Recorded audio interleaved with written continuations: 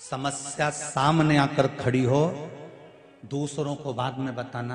पहले तुम्हारे घर में जो भोलेनाथ जी का शिवलिंग रखा हो, भले इतना सा हो, छोटा सा हो, पीतल का हो, पाषाण का हो, चाहे स्फटिक का हो, चाहे मोती का हो, चाहे मट्टी का हो, जिस कंकर को तुम पूज रहे हो शंकर मानकर, तुम जिस शिव की आराधना कर रहे हो, या जिस मंदिर में जाकर तुम एक लोटा पानी चढ़ा रहे हो, तुम्हारे जीवन में जिस दिन समस्या आकर खड़ी हो जाए, तुम पांडवों जैसी गलती मत कर जाना कि उन्होंने कृष्ण पास में था और उसको नहीं बताया, मेरा कन्हैया पास में था और उनको नहीं बताया। वो गलती तुम्हें नहीं करना। तुम्हारे पास जैसे ही समस्या आए, जैसे ही कोई विकट समस्या आकर खड़ी हो जाए, एक लोटा पानी भरना, शंकर के मंदिर चली जाना और पानी चढ़ाते चढ़ाते कह देना ये समस्या उलझ गई, मेरी ये समस्या उलझ गई है भोलेनाथ।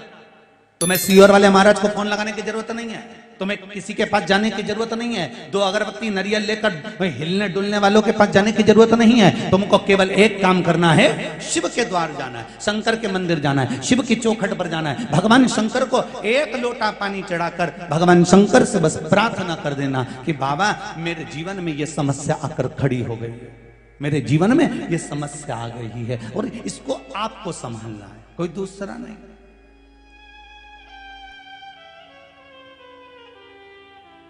पांडवों ने गलती कर दी और देखो भगवान कृष्ण 4 बार पूछ रहे हैं, बोलो पांडव, एक युधिष्ठिर बोल क्या हो गया? कुछ नहीं स्वामी, कुछ नहीं, कुछ नहीं। मां अपने बेटे का मुख देखकर पहचान जाती है, बाप अपने पुत्र का चेहरा देखकर पहचान जाता है कि आज कहीं घाटा खाकर आ गया है। और बाप कहता है छोरा घबराना नहीं हो, मुझे बता क्या बात है? कुछ नहीं पापा, बढ़िया।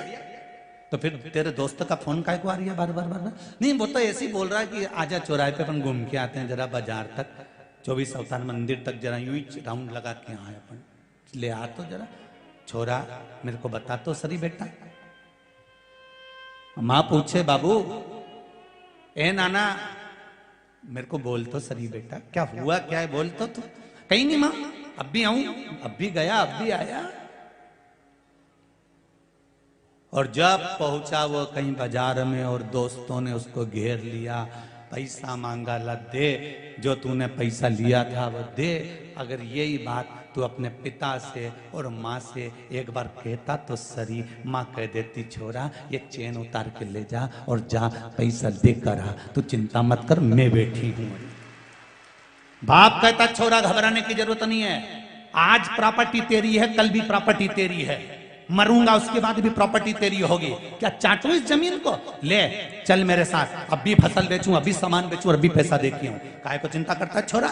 ये बाप होता है, ये माँ होती है। पर छोरा बताए नहीं, वो तो केवल एक को बताया, वो जगदम्बा चंद्रघंटा को। तब वो और जगदम्बा चंद्रघंटा क्या करेगी? अरे बोलो तो सही, ज्यादा से ज्यादा अपने पापा को फोन लगाएगी, ऐसे के साथ ब्याह कर दिया, कर्जे में लदा लूं, एक मेरा मंगलसूत्र तक ले गया। वो क्या करेगी? नहीं थोड़ा तुम्हें बुरा तो लगेगा जीजियो, जगदम्बा जितनी बैठी होगी ना, जो ओरिजिनल जगदम्बा होगी उसी को बुरा लगेगा, जो जगदम्बा है ही नहीं तो उसका काय को बुरा लगे? आग लगे बस्ती में अपन रो मस्ती में, अपने को भी करना उसमें।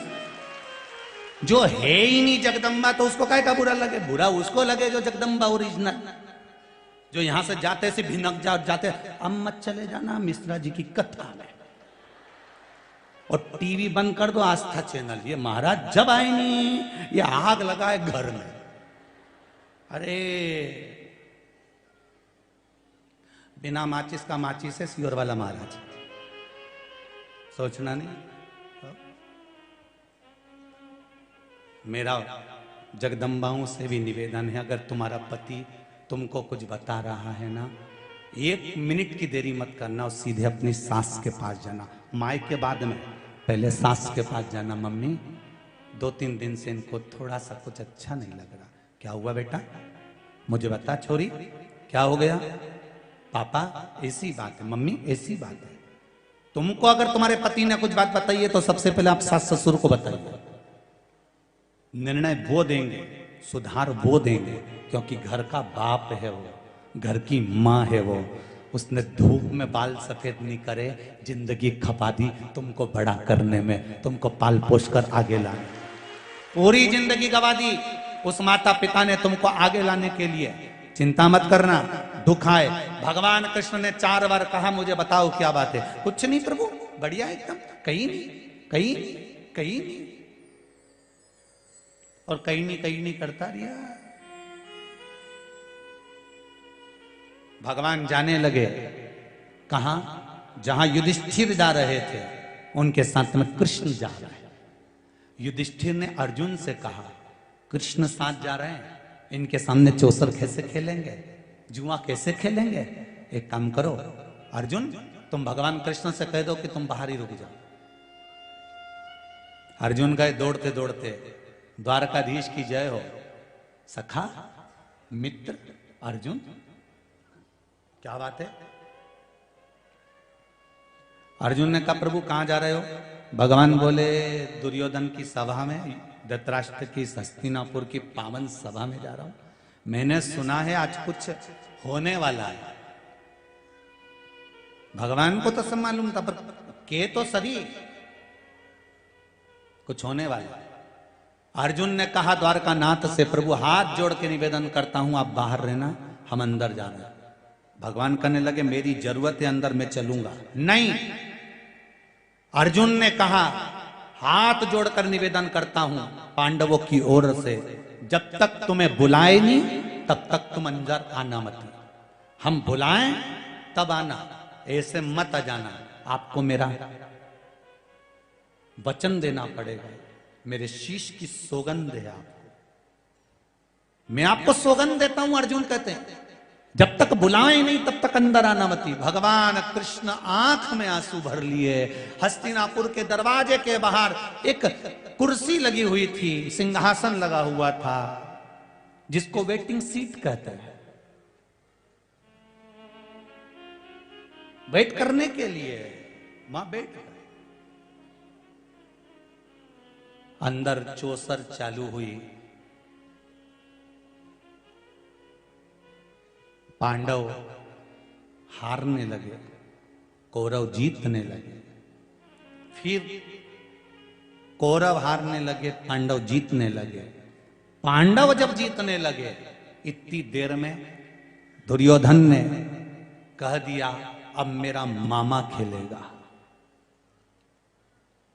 शकुनी मामा खेलेगा। भगवान कुर्सी पे से खड़े हो गए कि अकल आएगी पांडवों को। जब ये दुर्योधन कह रहा है कि मेरा मामा खेलेगा, तो पांडव चिल्लाकर कहेंगे हमारा द्वारकानाथ खेलेगा। भगवान खड़े हो गए कि अब मेरे पांडव कहेंगे कि अब द्वारकाधीश चौसर खेलने के लिए आएगा, अब मुझे ये बुलाएंगे। पर ये खेल खेल के हार गए, सब कुछ हार गए, द्रौपदी को भी हार गए। तब तक इन्होंने कृष्ण को नहीं बुलाया। कृष्ण आंख से आंसू बहाते रहे, छटपटाते रहे, आवाज तो दे दो मुझको, मैं आ जाऊंगा, तुम बुलाओ तो मुझको, मैं आ जाऊंगा। नहीं आए। तब आखिरी में द्रौपदी का जब चीर खिंचाने लगा और द्रौपदी रोती हुई गुरु द्रोणाचार्य के सामने पहुंची, गुरुदेव आप तो साथ दे दो। भीष्म पिता ने मना कर दिया कि जैसा खाया अन्न वैसा हो गया। मन में नहीं बोल सकता, सबने मना कर दिया। धृतराष्ट्र गांधारी ने भी मना कर दिया। गुरुदेव आपने गुरु मंत्र दिया है, आपकी शिष्या को मैंने गुरु मंत्र लिया है, कम से कम कोई साथ नहीं देता, गुरुदेव आप तो साथ दे दो। तो गुरु द्रोणाचार्य ने कहा सुन बेटा, मैं तेरा गुरु हूं, मैं भी तेरा साथ नहीं दूंगा। बहुत अच्छे से सुन लेना रही देपालपुर वाली जी जी, सियोर वाला महाराज तुम्हारा साथ नहीं देगा, आज भी लिख के रख लो। जो गुरु द्रोणाचार्य ने कहा था, और कहीं का महाराज तुमसे कहे कि हम बैठे हैं तुम तो जाओ, हम बैठे हैं तुम तो करो ये काम, तो समझ लेना कि 2-4 रटेची का काम। समझ लेना कि कहीं ना कहीं गरुण घंटी बजने वाली है, क्योंकि भागवत जी कह रही है कि गुरु द्रोणाचार्य करें। सुन द्रौपदी, मैंने तुझे गुरु मंत्र दिया, मैं साथ नहीं दूंगा, पर सुन इस सभा में जितने बैठे हैं कोई तेरा साथ नहीं देगा, पर द्रौपदी जो मैंने तुझे मंत्र दिया था उस मंत्र को जपना चालू कर, वो तेरा साथ देगा। आपको भी एक मंत्र दिया है, सीहोर वाला महाराज तुम्हारा साथ नहीं देगा, रिश्तेदार नातेदार कुटुंब और कबीले वाले साथ नहीं देंगे। आपको भी एक मंत्र मिला है, जब दुख आए तब उसको जपना प्रारंभ कर दो। श्री शिवाय नमस्तुभ्यम।